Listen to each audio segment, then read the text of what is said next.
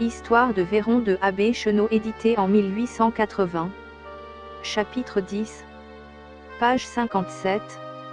Légende de la fontaine de Véron. Comment Gorgon fit jaillir la fontaine qui porte son nom. Gorgon était officier supérieur, il faisait office dans le camp, lorsque son cheval enfonça un pied en terre et fit jaillir l'eau d'un courant souterrain dont il venait de percer la voûte. Ce fut une découverte qu'il ne négligea pas, il fit remonter ce courant jusqu'au pied de la colline, où il arrive en passant par Véron même, en suivant toujours la base des montagnes, depuis le puits Bottin. Il y a, dans l'intérieur du pays, des puits qui ne laissent aucun doute sur cette marche des eaux de la fontaine. Cette magnifique source se trouve à 1 kilomètre de Véron, sur le chemin de Rozoy. À la faveur d'un conduit de 4 à 5 mètres, elle fait tourner un moulin. Elle doit à Jacques Spiffam, seigneur de Passy, le cercle de pierre qui orne ses bords. La beauté, la limpidité de ses eaux, leur abondance, leur vertu de pétrifier, ont souvent attiré l'attention des poètes, dont la muse en a rehaussé l'éclatant renom. Le bassin de cette fontaine, d'une figure ronde, un peu ovale, a 16 mètres de diamètre. À mesure qu'il approche du milieu, il diminue de largeur et forme, pour ainsi dire, un entonnoir. À 1 mètre du bord, on trouve 3 mètres de profondeur, un peu plus loin, on en trouve 4, et, dans son milieu, entre les deux sources, il y en a 5.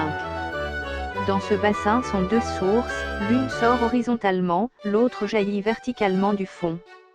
Le fond est marécageux, il ne contient ni pierre ni gravier. On a prétendu, à tort, que l'on y trouvait des pierres ponces, qui ne sont que des produits volcaniques. On attribue à l'eau de cette fontaine la vertu de pétrifier les corps que l'on y plonge et les herbes qui croissent dans son courant, notamment les mousses. Il ne faut pas prendre ici le mot pétrifier dans toute son acception, mais entendre que cette eau, qui est chargée de matière calcaire, dépose son limon sur les corps qu'elle rencontre et fait des pierres poreuses, légères et semblables aux corps qu'elle incruste. Ces pétrifications ne sont que des incrustations pierreuses. Le volume d'eau ne varie que d'1 ou 2 cm. La couleur ne change presque pas. Ce n'est que dans les grandes crues d'eau de la Vanne qu'on a remarqué une légère teinte boueuse.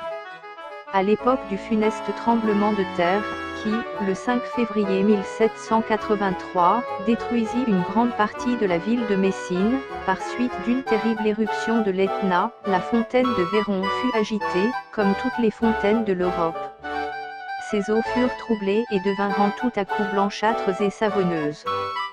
Sans doute que les couches calcaires par où elles passent se sont ressenties de cette grande commotion terrestre. Extrait des publications de Monsieur Tarbé, que Monsieur Modéré, maire de Rousson, a eu la bonté de me prêter. Il y a, dans cet ouvrage, plusieurs extraits de la même source, dont je lui suis très reconnaissant.